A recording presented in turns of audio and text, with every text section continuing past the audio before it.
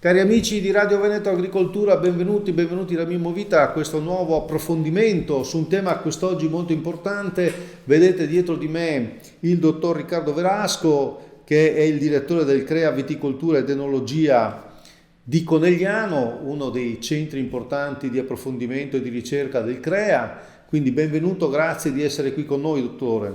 A voi. Allora, oggi col direttore Velasco vogliamo approfondire un tema veramente delicato e importante perché parliamo di innovazione, parliamo di futuro nel settore primario, nell'agricoltura. Noi abbiamo in questo momento in discussione alla Camera, alla Commissione Agricoltura della Camera, una legge che ha come obiettivo, come oggetto, quello che si chiama genome editing, ovvero la possibilità di intervenire sul genoma, in questo caso delle piante, però in una logica diversa di quella come posso dire, dell'attività transgenica. Allora, Velasco, lei ci spiega cortesemente cos'è il genome editing? Ma il genome editing è una tecnologia di scoperta molto recente che è valso il premio Nobel alle due ricercatrici americane e francesi, Doudna e Carpentier, e che di fatto consente di modificare il DNA di una specie intervenendo direttamente sul suo DNA e non più inserendo DNA estraneo. Quindi permette praticamente anche di accelerare alcuni processi che potrebbero essere anche naturali, che magari in natura si verificherebbero normalmente. Di fatto il genome editing è una tecnica di mutagenesi non diversa dalle tecnologie ammesse anche per la coltivazione perfino nel biologico del materiale prodotto, perché è un intervento direttamente sul DNA della specie, a differenza degli OGM dove invece inserisci del DNA che appartiene a specie diverse che possono appartenere anche a specie lontane, molto lontane dall'altra. Ecco, correttamente diciamo che c'è discussione da questo punto di vista, cioè c'è una posizione anche più intransigente da parte di alcune organizzazioni ambientaliste, vero? Ma diciamo che come tutte le tecnologie innovative può spaventare un po'. La questione è che è drasticamente diversa dagli OGM di una volta perché oggi abbiamo una tecnologia che ci consente di gestire una specie senza introdurre DNA estraneo e quindi di fatto la produzione di nuovi cloni né più né meno di quelli che si possono selezionare come cloni che nascono in natura spontaneamente, indotti magari dagli stress della luce solare o da altri stress ambientali.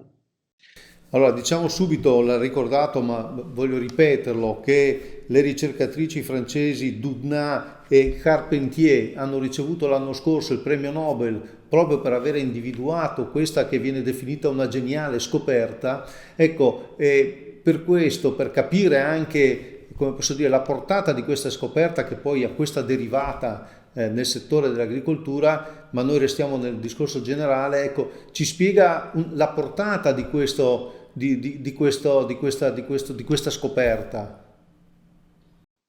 Di fatto è stato scoperto che una proteina è in grado di tagliare il DNA di una specie in qualunque punto si voglia.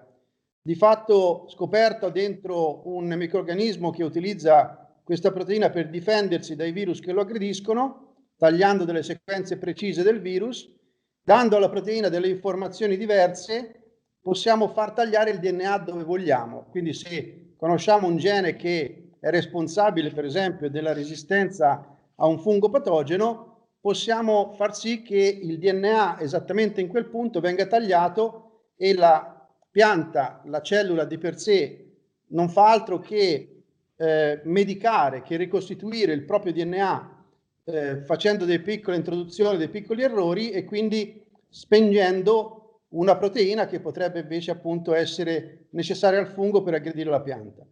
In questo Questo modo ovviamente, scompare prego, il prego, segnale, prego. in questo modo scompare quel segnale, il fungo non è più in grado di riconoscere la pianta e non è più in grado di aggredirla.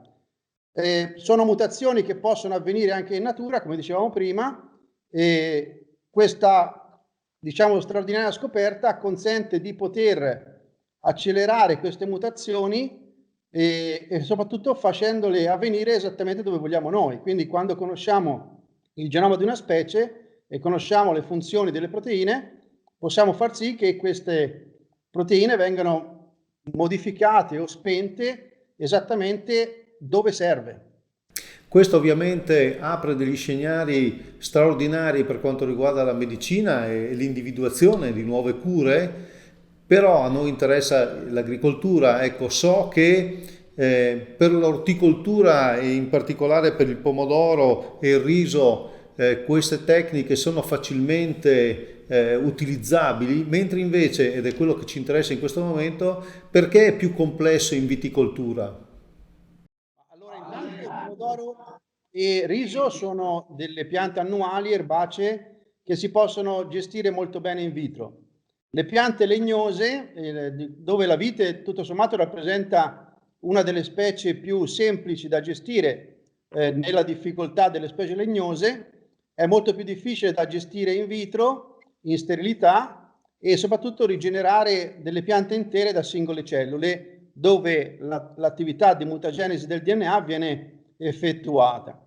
Quindi i passaggi e i tempi sono decisamente più complicati. Una pianta annuale erbacea dove si isolano facilmente singole cellule rigenera piante intere con facilità come riso e pomodoro. Una pianta arborea può farlo con difficoltà, una pianta legnosa come la vite può farlo con difficoltà, oppure addirittura il pesco non si riesce ancora a farlo. Da qui il fatto di poter applicare il genome editing con facilità in alcune piante erbacee, soprattutto alcuni cereali, alcune ortive, e una maggiore difficoltà nella vite. Ciò non toglie che noi sappiamo farlo, ci vorrà un pochino più tempo, ma si può fare.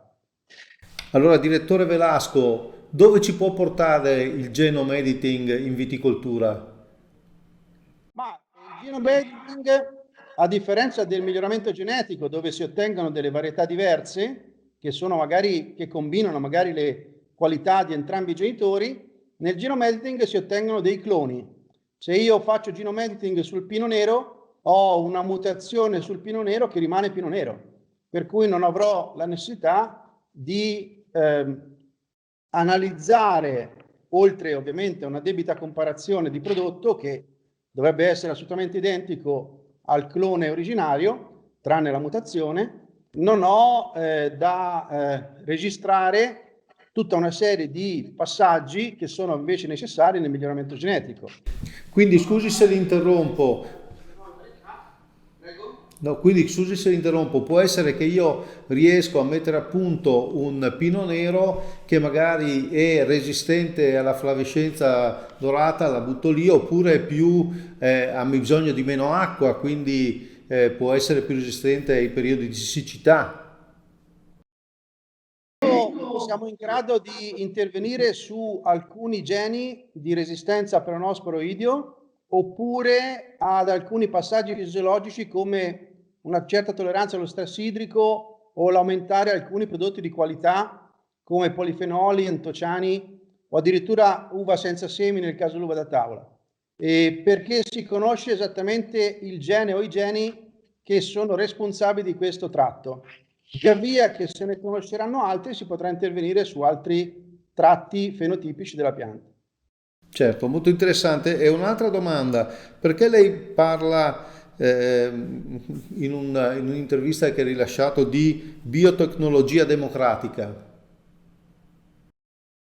Terminologia che ho letto tempo fa su un'altra intervista o su un articolo di un collega che faceva notare come i costi siano molto più bassi, che pur essendo ovviamente le tecnologie protette da brevetti, è stato deciso di concederli in utilizzo praticamente non libero completamente, ma sicuramente molto più disponibile di quanto non fossero le tecnologie precedenti, e è applicabile in maniera estremamente più vasta perché è più semplice e più economica. Da qui il termine democratico, cioè non in mano a poche multinazionali, ma effettivamente distribuito tra tantissimi laboratori in giro per il mondo, tanto che la concorrenza è anche abbastanza sentita. Ovviamente produrre nuovi cloni di pomodoro, riso, linee pure, oppure cloni di vite, ovviamente per chi riesce a farlo sarà un risultato molto ambito e molto interessante, molto anche economicamente rilevante.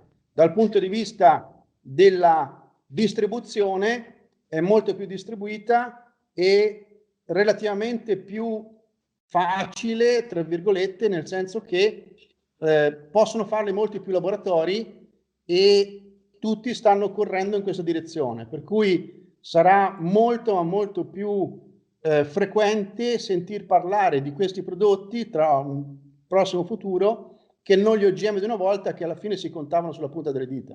Certo, chiudiamo allora questo ragionamento con l'ultima domanda. Cloni, droni, satelliti, eccetera, l'agricoltura che qualcuno pensa sia tradizionale, ferma e che guardi al passato, l'agricoltura moderna è protesa velocemente attraverso l'innovazione e il futuro. Qual è la sua opinione? Chi si ferma è perduto.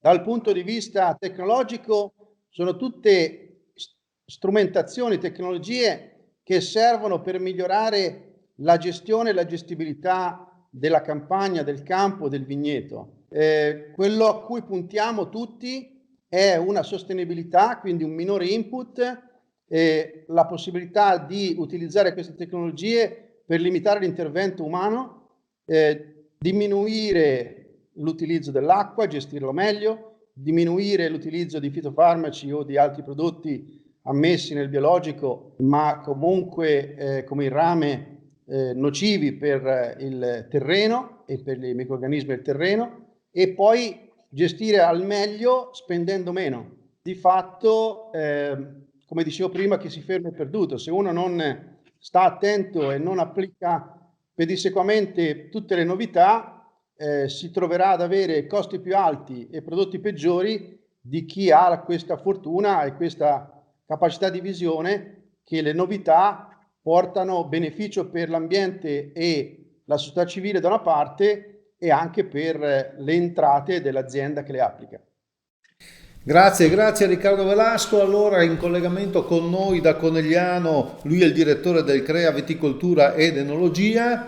Grazie per questo spaccato su un futuro presente, e Radio Veneto Agricoltura torna domani. Arrivederci a tutti da Mimo Vita e da Riccardo Velasco.